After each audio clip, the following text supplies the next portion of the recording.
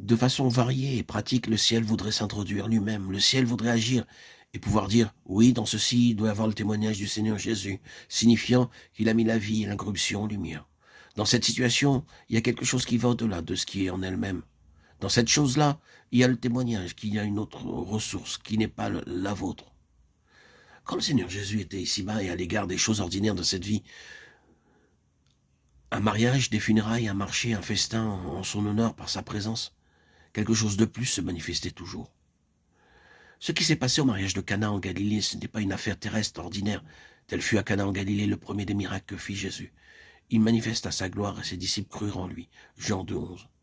Quelque chose de céleste avait été introduit dans ce qui autrement aurait pu être une affaire ordinaire. C'est cela, vu du dehors.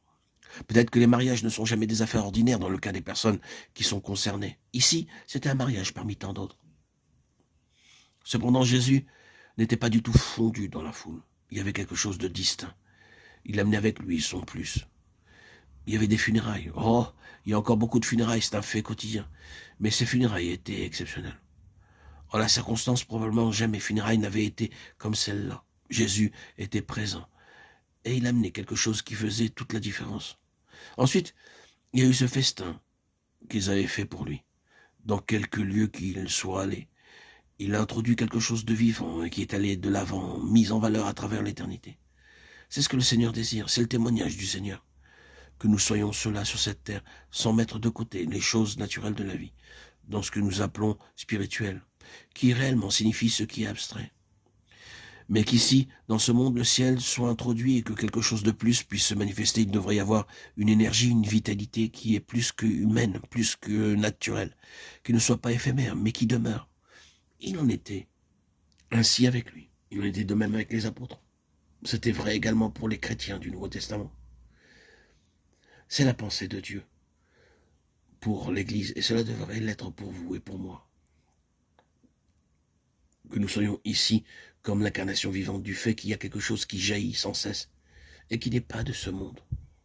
Quelque chose de céleste, qui est notre ressource, ce plus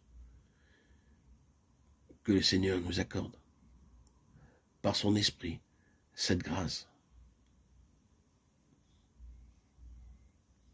Notre Sauveur, Jésus-Christ, qui a détruit la mort et a mis en évidence la vie et l'immortalité par l'Évangile, au roi des siècles immortel, invisible, seul Dieu, soit honneur et gloire au siècle des siècles. Amen. 2 Timothée 1,10, 1 Timothée 1,17. Or, quelqu'un a rendu quelque part ce témoignage. Qu'est-ce que l'homme pour que tu te souviennes de lui? Ou le Fils de l'homme pour que tu prennes soin de lui?